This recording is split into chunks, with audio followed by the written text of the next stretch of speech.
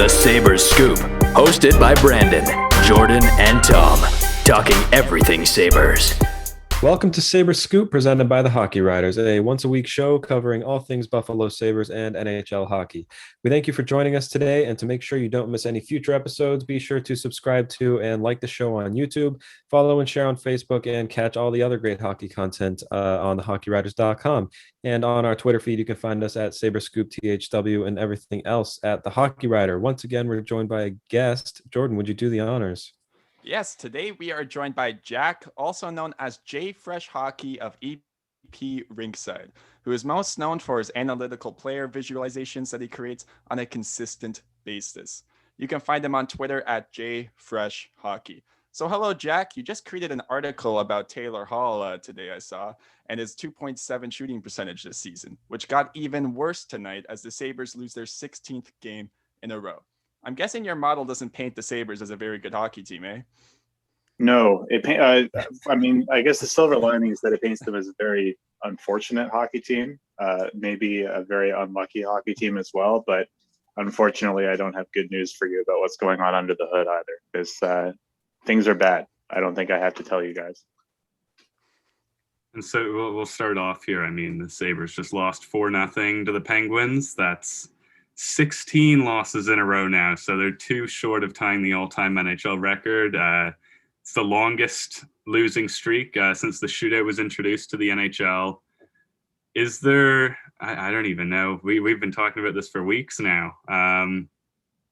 Is there any coming back for this team? Do you see any positives? Are there some players on this team that you're shocked are still in the lineup?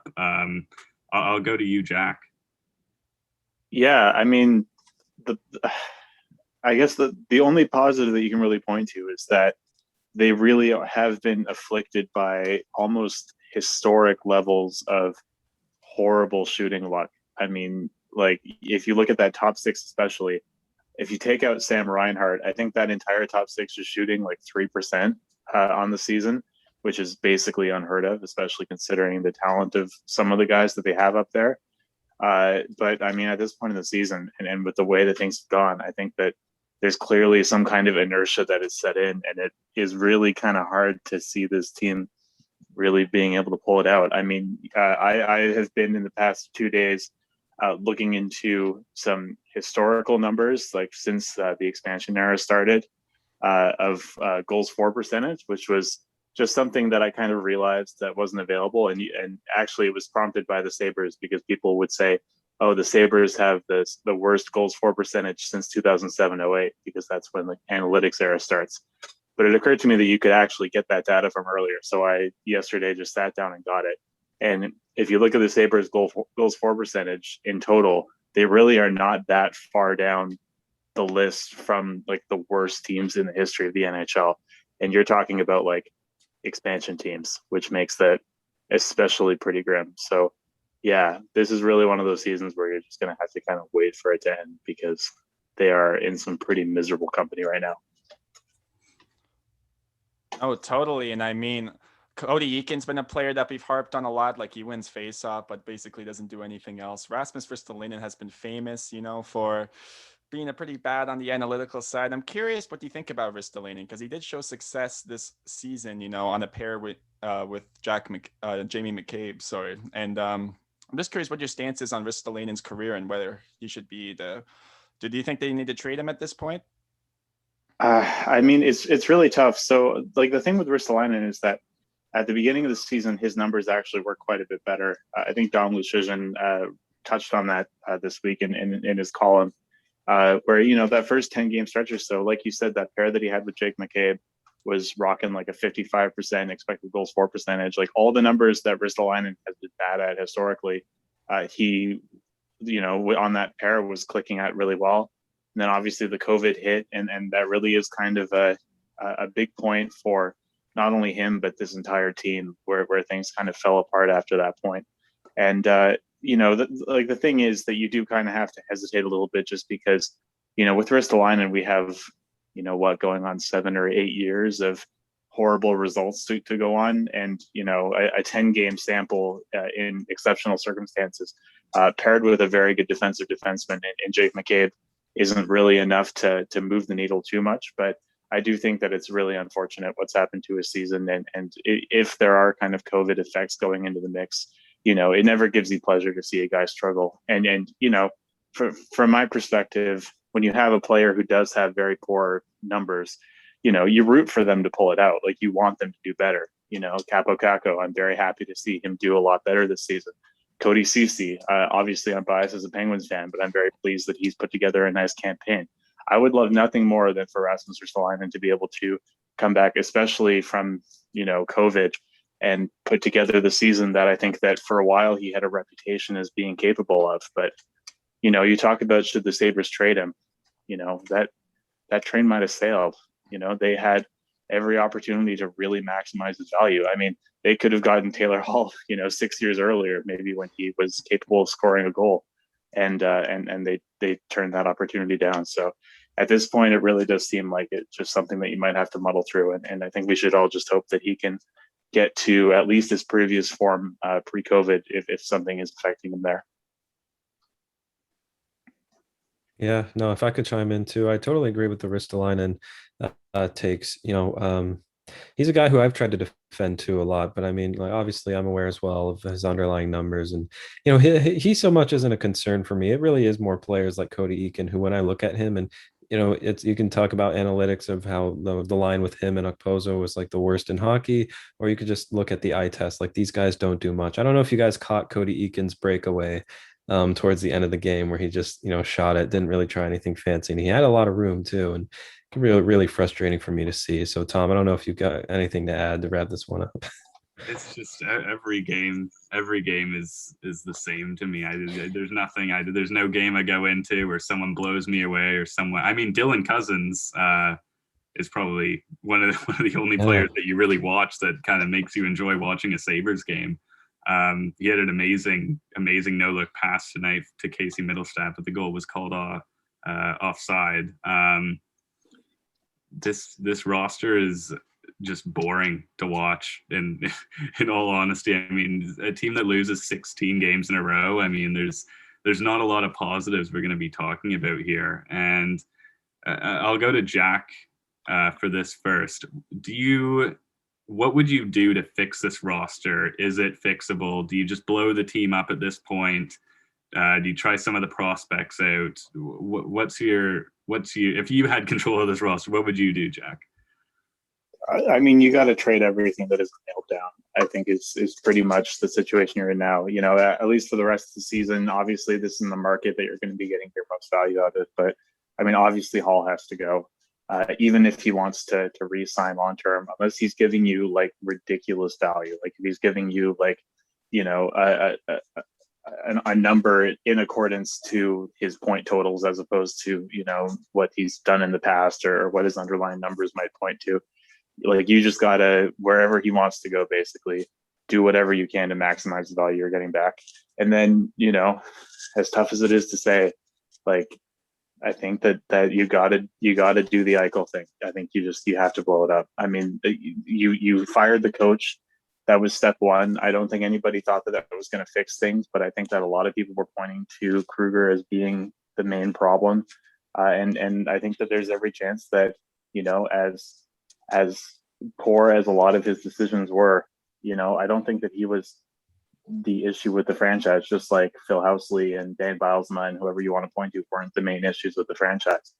I think this really is kind of a point where everything has come to a head. And I think you just have to hope that you can turn a team with the core of Dylan Cousins, Rasmus Dahlin, and whoever comes back in a prospective Eichel trade, whether it's Quinton Byfield or Alexi Lafreniere or Capo Caco or whoever it's going to be, and just try to start something new. Because like I really think you 16 games and they're playing dead hockey right now. Like, they just got shut out again. They can't score. You just can't sleepwalk like this for another couple of years. You got to do something new, and it's going to be incredibly painful, and it's going to hurt a lot of Sabres fans, and I have a lot of sympathy for that. But I really don't see another way out of the situation than to burn it to the ground again and hope that something better sprouts up. Yeah, and so that kind of segues really good into really well, sorry, into the next point that we have, which is Kevin Adams, the general manager who has been all on his own as a rookie GM for the most part.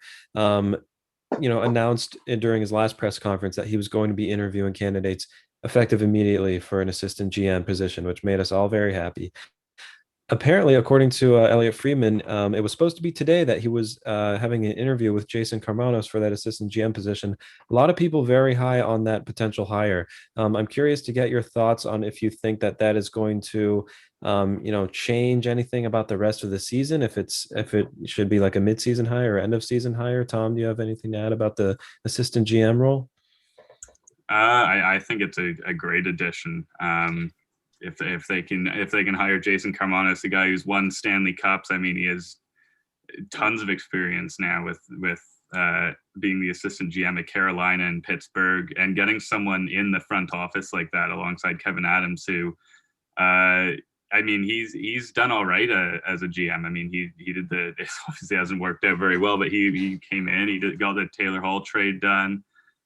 Signed Taylor Hall, did the Eric Stahl trade. And I think he kind of blew some people away. Like, wow, like this guy's coming in with no experience and he's actually getting things done. And I think it can only get better if you bring in someone as experienced as Jason Carmanos. And you also talk about president of hockey operations. I mean, we haven't really heard anything from the Sabres, and if they're even looking at that, I assume they're not, which is unfortunate because I just find it incredible the lack of action this team has made. I mean, 16 losses in a row. That's just ridiculous. Like, this is professional sports. How do you lose 16 games in a row? Like, and nothing. They've traded their third string goalie. That's the only thing they've done. Like, when half of your defense goes down, and you don't even pick someone up on waivers, you don't do a trade. Like, I don't know what this team's doing. So anything you can do to build this front office and get some more experienced people in here that are going to help build a winning team is 100% an improvement in my book. I think they need this. I'll go to you, Jordan. What do you think? Yeah, they really need the change here. And most people in the hockey community were surprised when Carmanos was fired as Penguins AGM back in November of 2020. Like, this is a guy that I think would really add an experienced role here. He would be able to talk to Kevin Adams, but we talk about it. Like, I think even a guy like Jim Rutherford to bring as the president of hockey operations would do really big wonders for this organization. Like, the Pegulas cannot be the ones, that Kevin Adams has to look up to. You have to have a guy there that's been in the league a long time, even though obviously we know what Rutherford has done, his mistakes. I think that's a type of situation that would really benefit this organization. Yeah, I think that this team basically needs to do what Toronto did starting in 2014, but they're going to have to do it with a lot fewer resources. Like, Toronto, they obviously made a lot of smart hires and they brought in smart people and they gave a lot of legitimacy to an organization that had lost it. But they also had a war chest of money that they could basically dump on people. They could bring in Mike Babcock, Lou Lamoriello, and build a gigantic analytics department and build, maybe the best development team in the sport, and upgrade their practice facilities and do all this kind of stuff because they're the biggest market and they can spend all that money.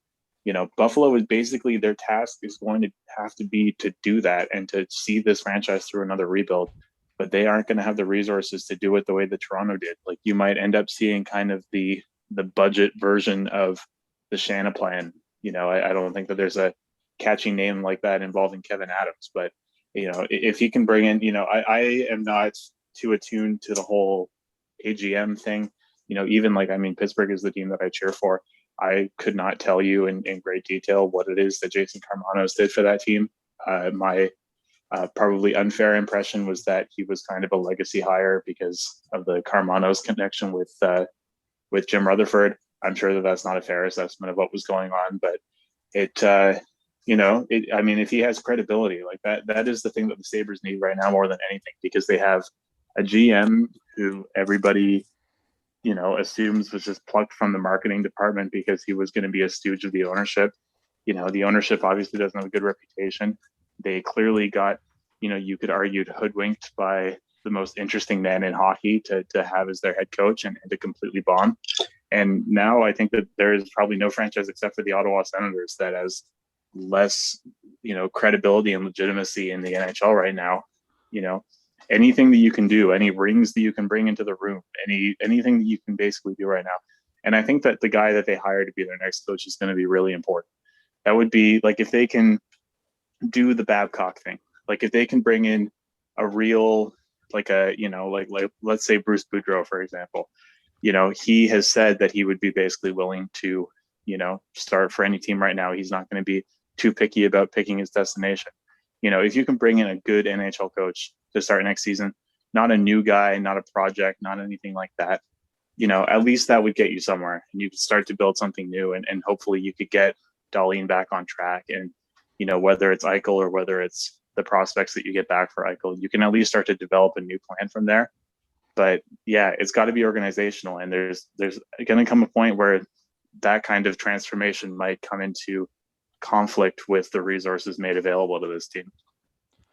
I mean, yeah, we're talking about personnel that they should be hiring. How about start with some scouts? Kevin Adams did say in his press conference that he is looking to hire 2 to 3 more scouts, but famously, they didn't even have a scout in the Western Hockey League, and various places in Europe. And this is an interesting draft, obviously. We had Stephen Ellis at the Hockey News on last week, and he talked about a guy like Owen Power would really do wonders for Rasmus Dahlin on this organization. And the top end talent really isn't there in the way like Shane Wright's going to be the obvious guy that's going to be potentially, the next best player since Connor McDavid. But in a draft like this, that's been affected so much due to this pandemic, there's going to be lots of players that probably shouldn't go in those 4th and 5th rounds that do. And you need to have good scouting to find these players. I'm just curious. Let's start with Brandon here. What do you think the Sabres need to do on that front? Do you think they need to just employ scouts? How can they do this when there's clearly money issues here? Yeah, they need to employ scouts. I don't think they're going to though. They did some restructuring in their scouting department today, actually. Some shifting with the amateur pro and collegiate scouting people. They used to have a very robust, actually one of the biggest and deepest, well built out scouting departments in the NHL, and then they kind of just gave up on it when it didn't work through a GM or two. And I think that was a big mistake. If you're not getting the results that you want, but we've seen it too. And this is something that really makes me PO'd, right? Is when you see a lot of players who started in the Sabres organization and are now succeeding with other organizations. So was it a scouting thing or was it a development thing? Why did the scouts go and you still have some of the same people there who are not developing these players, right? So I think they need to, like you said, they need to hire more scouts. I'm not sure if that's going to happen, but that's a good start. So leave it at that. And here we are talking about a professional sports team trying to hire scouts. You would think this would be a priority to have scouts in place. I mean, they don't even have scouts in Russia or Finland. This franchise, there's so many things wrong on every level. So yeah, they need scouts. They need everything at this point. And I don't know. I'm going to hand it over to Jack. I mean, I've just been I'm trying to say, I've been a broken record. I've been a broken record on this kind of stuff. And I just think, I don't know. It's ridiculous what's going on in Buffalo. Yes, hire scouts. You need to get prospects. Yes, that is something you have to do in professional sports. So I'll go to you, Jack. Yeah. Well, look, in a completely unbiased way, I'm going to say that they should definitely hire everybody who works at Elite Prospects for 6-figure salaries as their new scouting staff. I can't give you too much help on the analysis of prospects. I probably know the least about prospects of anybody who has ever been on the payroll of the site Elite Prospects. So can't help you out there. But we do have some breaking news, which is Taylor Hall confirming that he would accept a trade.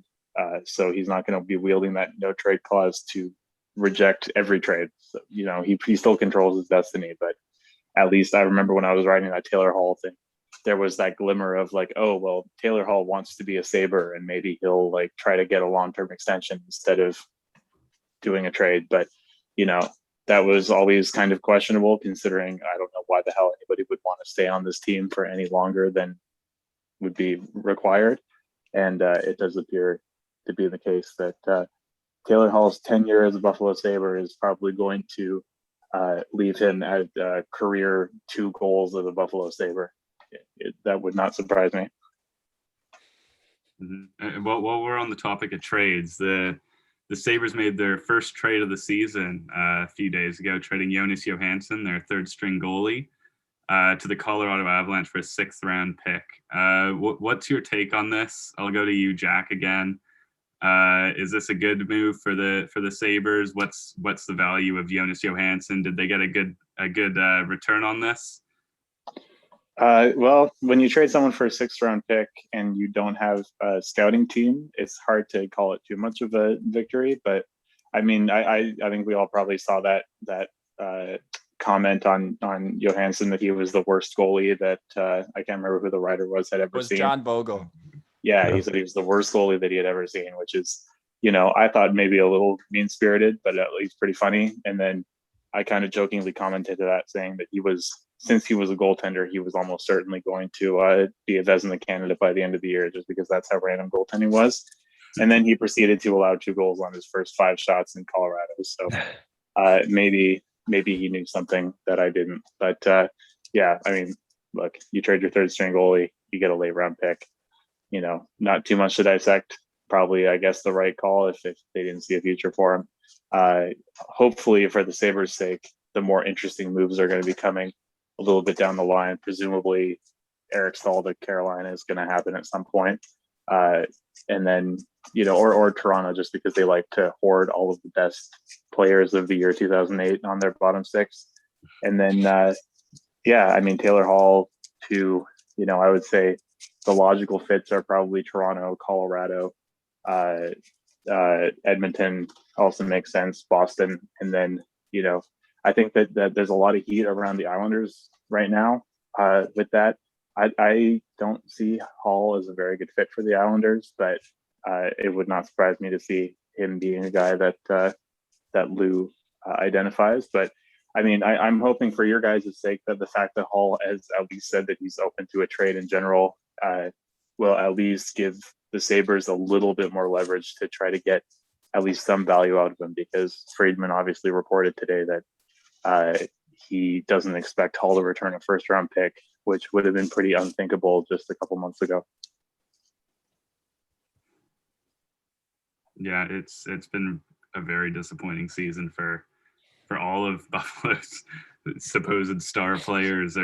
They've all just 2 goals for Hall at this point in the season, more than halfway through. Obviously, his trade value's plummeted at this point. So anything Sabres can get a value and get a return, and maybe, I mean, he keeps saying he's open to returning to Buffalo. Maybe he goes off somewhere end of the season, he comes back in the off season, and the Sabres have some extra assets that they got off of him before the deadline this season. But it's a weird situation. I just want to say it's the most Sabres thing ever to trade your 3rd-string goaltender. And then, of course, Carter Hudson gets injured, and now they have to put Dustin Tokarski in their nets.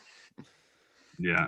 I like that Tokarski kind of reemerges every 5 years or so. Like, he makes that one save that Pierre Maguire loses his mind on in 2009, and then he disappears, and then he comes back in 2015 as the goalie for the Montreal Canadiens, suddenly in the conference finals, and then he disappears for another 5 years, and then here we are. Now he's suddenly the pallbearer on the Buffalo Sabres 16-game losing streak. It's like a little unfortunate for him. I guess I'm happy that he's getting NHL paychecks, but definitely a surprising name to hear again. Yeah, while we're talking about Sabres goaltenders, obviously what complicated things a lot was Linus Ullmark going down, who actually was playing pretty well, although the Sabres weren't winning too much. Actually, you know what? Maybe they were, because they only have 6 wins right now, and a lot came early on. So maybe they were winning more than I thought. But yeah, with Linus Ullmark between the pipes, and he was actually playing relatively well. So, but he did return to practice. There's still no timetable for his return, but that's encouraging. Something that made a lot of news among Sabres fans was Ukko-Pekka Luukkonen the Finnish goaltender for the Rochester Americans, was named to the taxi squad. Now that's somewhere that people didn't want him to be because they would rather he gets games in and stay as far away from the Sabres right now as possible, and not have to be forced to play there. But I'm curious. Let's go to Jordan real quick. Do you think Luukkonen is going to get into a game this season, and do you think that would be the right move to put him between the pipes for this team that's currently on a 16-game losing streak? I do not at all think that UPL should be starting a game this season. Want to know what this is kind of reminding me of? It reminds me when Mike DiPietro suited up for his first NHL game in Vancouver. He allows 5 goals. He was just completely not ready for it. Luukkonen hasn't even showed that great a promise yet in the AHL. And although I do think there's NHL potential there, we've seen, just from all the prospects, people that I follow on Twitter, a lot of people are high on this guy. Develop him. He's way too young to really be playing games at this point. You might as well just play Michael Hauser, who you just signed to your organization at this point. They have called him up to the taxi squad. Like, I think that's a guy who will be playing games at some point for this team. Do not play UPL, in my opinion. Yeah, I'm going to echo what you guys said. I don't know why he's on the taxi squad right now. I wouldn't rush a goalie, especially I don't see the point in a season like this. They should have traded for a goalie when Ullmark went down and they knew he was going to be out for more than a month. So I wouldn't do it. I don't know, Jack, if you have any opinions on Luukkonen, if you've watched any of his play. No. The combination of prospect and goalie places him about as far out of my of my field as a guy could possibly get. But I do definitely agree with the principle of keep the kid as far away from the tire fire as possible. Like, they really, there's like a whole universe of ECHL goalies they could be dipping into before they throw that kid to the wolves. So, I like the idea of a Tokarski. What did you say his name was? Hauser, the other guy? Yeah. Yes. Yeah, sure. Why not? Just go. Honestly, I would support the Sabres just going full 2015 and playing 50 goalies and then moving them all at the deadline if they play well. But yeah, the principle I definitely agree with. All right, so we'll reset the episode here. So you're watching Sabres Scoop presented by the Hockey Writers. Make sure to subscribe and like the show on YouTube and Facebook, and you can catch great hockey content at thehockeywriters.com and our Twitter feed at SabresScoopTHW. Again, we are joined by Jack, also known as JFresh Hockey of EPRinkside. Yeah, so Jack, I'm curious to really talk to you about this next topic. You've built the entire foundation of your visualizations to make them easy to read for the casual fan. With that in mind, where do you suggest fans interested in the analytical side of the game start learning? Well, I think they should definitely all sign up for the $10 tier on my Patreon. And I think that, there are kind of stages you can get to depending on how interested you are in certain elements of the game. Like, if you really are kind of just a person who really does not care that much about the analytical side of things, but you just want to get a little bit smarter about what's going on, I think that the best kind of introductory stat to kind of get aware of would be on ice save percentage and on ice shooting percentage, especially if you're a Sabres fan. This year, that would be very relevant. But just kind of, getting, I guess, the idea that not everything that happens in hockey is perfectly reflective of a player's performance, that there's a lot of randomness in the sport, that players can legitimately not get the bounces, that it's not just the coach's excuse. A player can not get the bounces, their line mates cannot get the bounces they can get, their point total is submarined by that. If, for example, you're a fan who's thinking about Taylor Hall and you think, oh, this guy is literally the worst player ever, he's trash, other than that MVP season, he's horrible, which I heard a lot of today. If you have the wherewithal to go on his hockey reference page and say, oh, he's shooting 2%, players don't tend to shoot 2%. That gets you pretty far. In terms of, getting maybe a step beyond that and into, maybe some of the more complex topics like, wins above replacement or, skater isolates or what have you, I think that there are definitely, articles that you can read. Charlie O'Connor from The Athletic wrote a really good primer that kind of puts it all into layman's terms. And I think that, there's a lot of sources on hockey Twitter that you can follow, and, we'll lay them out pretty clearly. I would hope that my account would be kind of one of them. But Mike McCurdy is somebody else who posts quite a bit of that kind of thing. Like the way that I kind of got interested in analytics in the first place was just kind of, casually taking a look at maybe some of the visualizations and graphics that people were making, and understanding them a little bit more and more, especially during kind of trade deadlines and free agency, when I was really curious about players who I hadn't really seen before. And I think that there are a lot of sources that you can start to maybe dip your feet in, and then if you decide that it's something that you're interested in and want to look more deeply into, there is kind of a whole subculture or subsection of hockey fandom that will give you way more than you could possibly ask for. And I'll ask you this on top of that. Do you think hockey analytics are the future of hockey? Do you think this is going to be something eventually it's going to be implemented on NHL.com and this is just going to be everything people focus on? Or do you think it's always going to be kind of a supplementary, smaller community?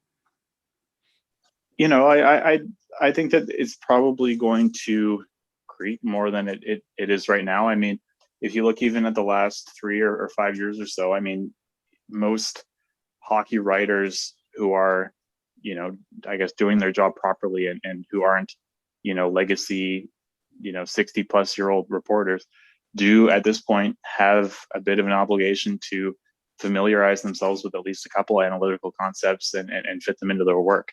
I don't think that everybody needs to become, a data journalist. I don't think that everybody needs to form their opinions based on the underlying numbers that I value.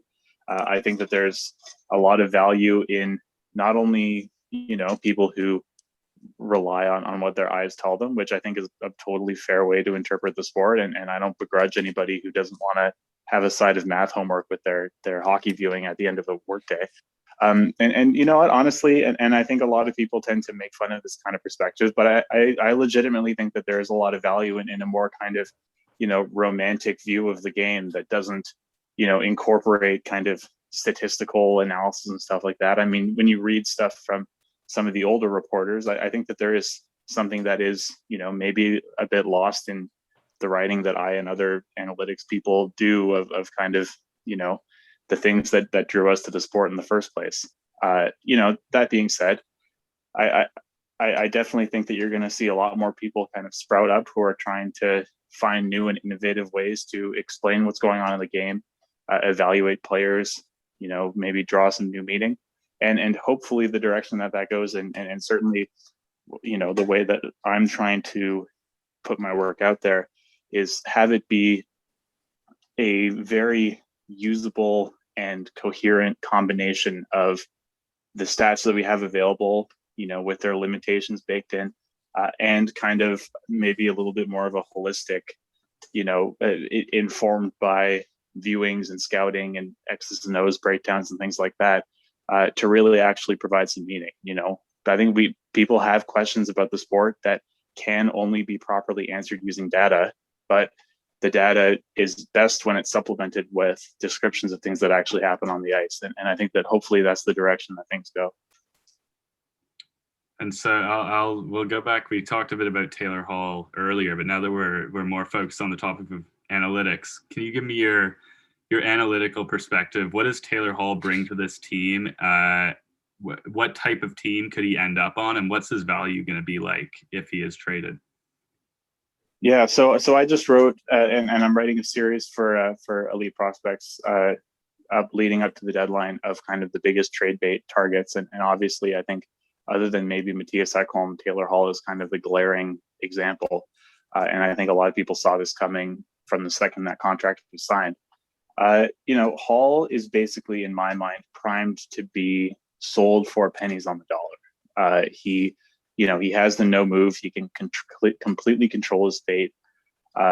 He has a cap hit, which is really going to require some acrobatics for a lot of teams, which I think is going to rule a lot of teams out that otherwise would be interested.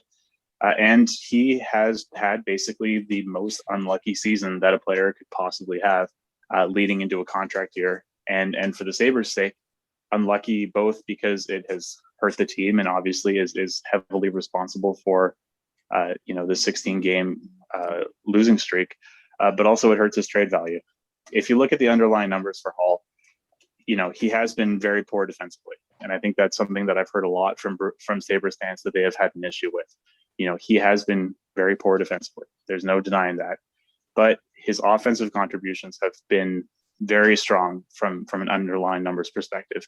He is helping the Sabres generate a lot of scoring chances, a lot more than when he's off the ice. And if you dig into more kind of, what we would call micro stats, which are stats that are collected by people who are watching the games and keeping track of kind of everything that happens. There's a lot of good stuff going on under the hood.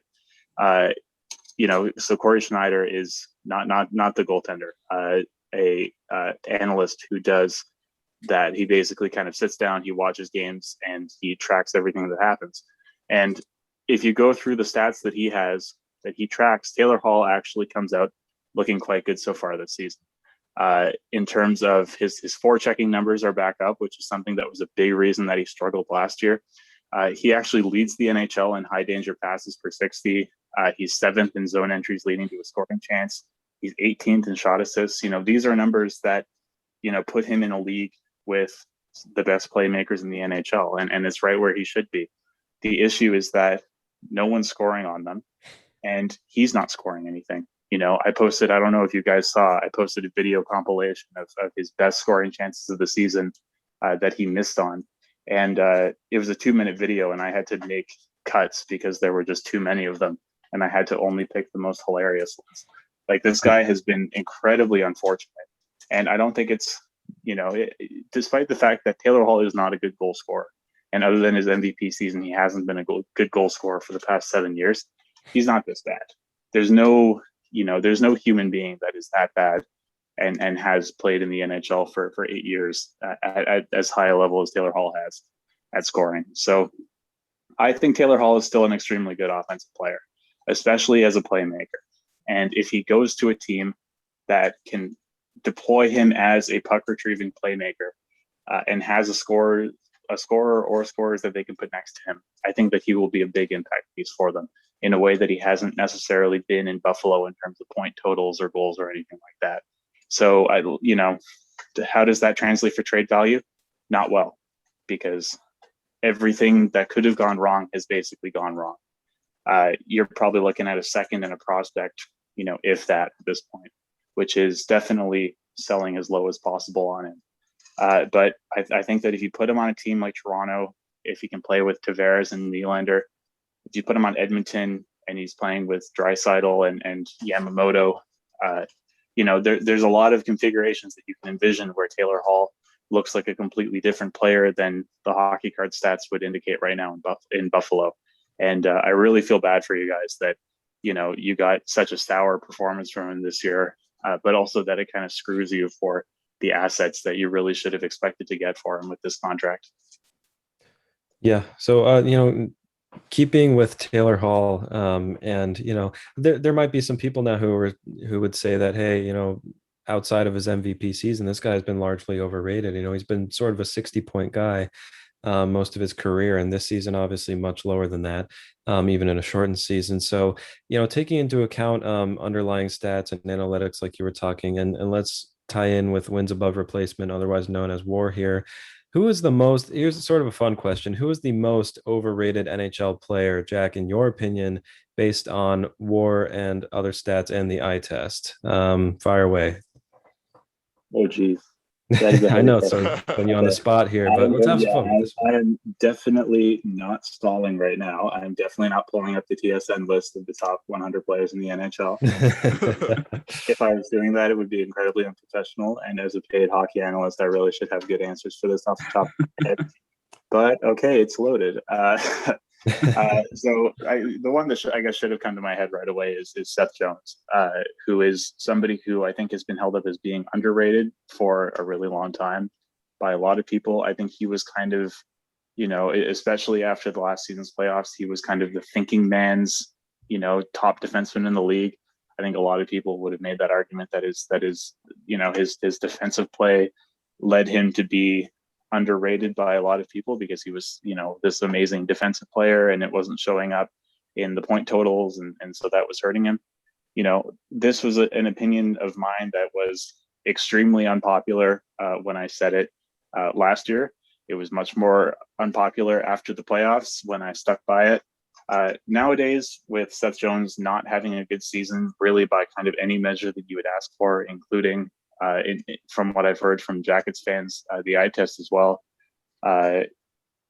maybe not as unpopular as it was before. But, I've written plenty about Seth Jones. I've written, I have found that when you come up with a take that 95% of people think you're insane for, the word count of your defensive hit inevitably goes up. So I wrote this gigantic breakdown with game tape and stuff like that, where I went into why exactly I thought that Seth Jones was overrated.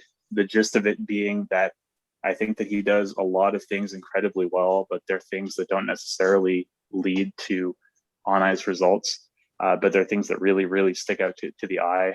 All those highlights that we can remember of him, hounding Matthews and Marner behind the net, cross-checking them in the back, chasing them down.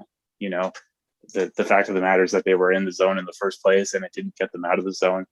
Those kind of solo, end-to-end rushes that he went on.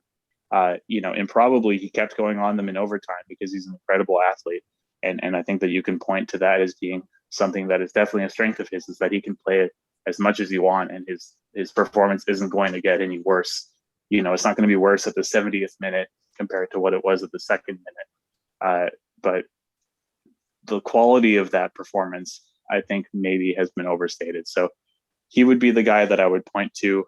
And I guess it probably should have come to my head without even having to bring up this list. Oh, trust me, Jack. I've seen your Twitter mentions. I know the debates that get fueled by that. And this kind of leads into our last question of the show. So what is the future of WAR in hockey? It takes into account various metrics like even strength offense, defense, expected goals for, but it leads to results that surprise a lot of fans at first glance. I just saw your recent player visits that showcase Connor McDavid being in the 99th percentile in WAR, but Austin Matthews, David Pastrnak are in the 100th percentile in WAR. What is your take on that? What are kind of some of the inefficiencies in WAR that you have found, and how do you think it can improve going forward? Yeah, so that's a great question, and it's one that I get a lot from people, but kind of rarely get the opportunity to really expand on. WAR, people say all the time that hockey is not a sport that lends itself to a wins above replacement stat, and they are probably right. Speaking as somebody who uses WAR a lot, I think that it has a huge number of weaknesses, and I often point to them. And I use those limitations as opportunities to dive deeper into player analysis and kind of as jumping off points. You bring up a great example. So Connor McDavid, like you said, based on his kind of 3-year weighted wins above replacement, he ranks as the second best player in the NHL, and Austin Matthews ranks as the first best player in the NHL. If you ask me who I think is the best player in the NHL, I'm going to tell you it's Connor McDavid, and I'm going to say it with a lot of confidence. And that's because the wins above replacement model that I use, which was developed by Patrick Bacon, who goes by Top Down Hockey on Twitter, who's a good friend of mine, and who built his model using a lot of inputs from me. That model factors in your ability to finish your scoring chances very heavily, because intuitively, you kind of, one of the ways that a player can clearly influence the game compared to, let's say if you put an AHL player in there, is by being able to score a bunch more. If you compare, let's say, Austin Matthews to, Cody Eakin, maybe one of the most demonstrable ways that Matthews is going to influence the game and his team's fortunes is by being able to score on shots that Cody Eakin couldn't dream of scoring on. But the result of that is that you end up with a metric where guys who can score goals at crazy rates like Matthews end up being, valued far, far higher than guys like Connor McDavid, who are playmakers, who are great scorers in their own right, but not necessarily as great as Austin Matthews. So, from my perspective, that's an output that you have to view pretty critically. And this isn't just kind of an issue that's limited to the WAR model I use. If you look at the goals above replacement model, which is another very prominent above replacement model, that's the one that was built by, or that's used by Evolving Hockey. That has its own issues. You can point to things like on ice shooting luck, your line mates finishing and things like that. And especially for defensemen, you can say, certain defensemen are getting unfairly credited for playing with really good scorers. And any wins above replacement stat you look at, you can have those conversations, and it's going to lead to big disagreements. It's going to lead to controversial outputs, and it's going to hopefully lead to, I think, productive discussions about, different evaluations of players. The future of WAR in hockey, I hope, is people building more WAR models. For a while, we only had one, which was that goals above replacement model. Patrick put his out in December, and I think it's already sparked some really good debates between the different models. Hopefully people keep contributing them, and hopefully, they can get finessed, and we can get to a point at some point where we can, look at the WAR outputs and be content with the rankings and things like that.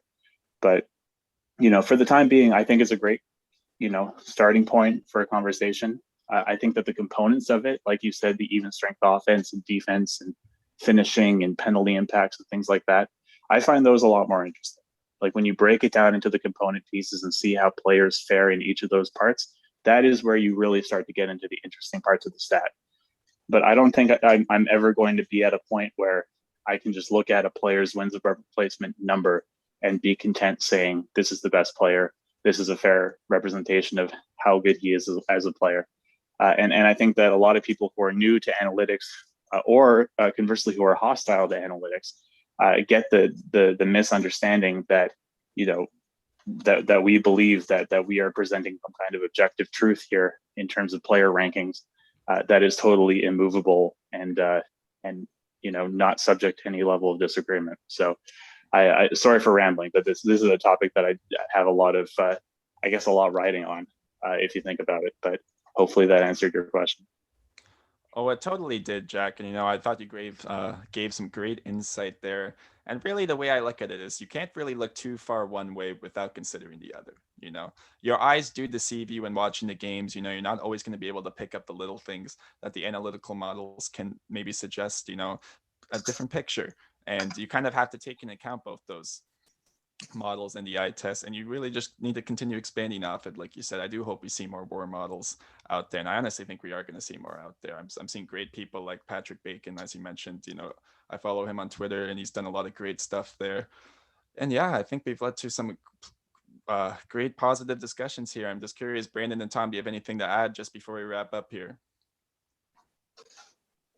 Man, I certainly learned a lot just listening to Jack and, elaborate a little bit more on, your question there. So that was insightful. I don't think I have anything more insightful than that to add. So I'm going to hand it over to Tom. I thought that was great. Yeah, no, I thought that was a great way to summarize it. For me, someone who's always struggled with math is still trying to kind of get into that analytics and understand them. That Jack did a great job there explaining, and yeah, I mean, I think it's still growing. I mean, we'll see where it goes in the future. But yeah, that was a great summary. First of all, I will say I think we probably got pretty similar math grades in high school. So you never know. Yours actually, considering the fact that I'm assuming graduated without having to have any serious meetings with your math teacher, you actually probably had better grades than I did. So I wouldn't worry too much about that. One final thing that I just wanted to touch on, just because I'm working on it right now, is I'm writing a similar thing to the Taylor Hall piece, but I'm writing about Matthias Ekholm. And because defensemen, I think, are so much harder to analyze from an eye test perspective, I'm co-writing it with my colleague at EPRinkside, Mitch Brown, who has, in terms of eye tests, you really can't ask for more, in terms of he has just such good scouting instincts and such a good knowledge of X's and O's, which, I do my best, but I don't necessarily bring to the table as much. And so we've been writing this piece for Rinkside on Ekholm, where I'm coming to things, in this article from the more analytical perspective. And I'm really doing my best to to dig through the numbers and all the numbers available to figure out stuff about this player. And he's coming to things purely from his watching game tape. And, you know, the dialogue that we've had while writing this piece, I think is just a great example of, you know, the extent that can be learned from combining the eye test and the analytics, where, you know, I can notice that Ekholm, you know, he ranks third in the league among defensemen in terms of his personal share of the shots that are taken on the ice by Nashville. So he's taking a lot of shots from the point, which isn't necessarily something that had really struck Mitch as being excessive.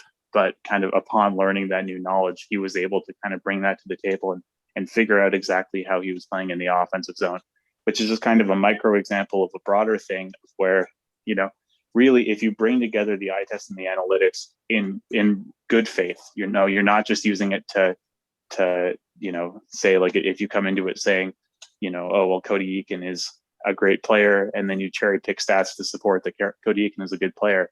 You know, if you really bring them together in good faith, you can get insights that you would never have gotten from using either of them separately.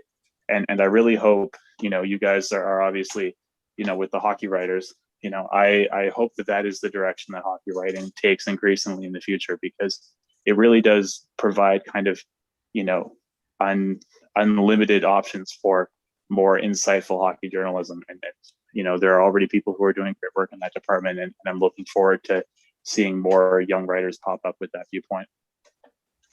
Well, you know, JFresh, at the Hockey Writers, I do see a lot of writers even mentioning your work by Dom Lucian. You know, I think we are starting to see a lot, you know, progressive up movement in that way, you know, because look at what the NHL teams are doing. The Seattle Kraken have hired amazing staff already. I'm so confident that they're going to have a decent team year one just because of the personnel they've hired in their scouting department, analytical department. We've seen it with the teams like the Leafs and the Tampa Bay Lightning. Their analytics department is just so awesome, and you know, they have so much that you kind of need those different perspectives, and they maximize it the best, is what I would say there. So with that, I do believe we can finally wrap up the show. It was a little bit of a longer one today, but we thank you for joining us. This has been Sabres Scoop, presented by the Hockey Writers. Make sure to subscribe to the show on YouTube, follow and share us on Facebook, and follow the show on Twitter at Sabres Scoop THW.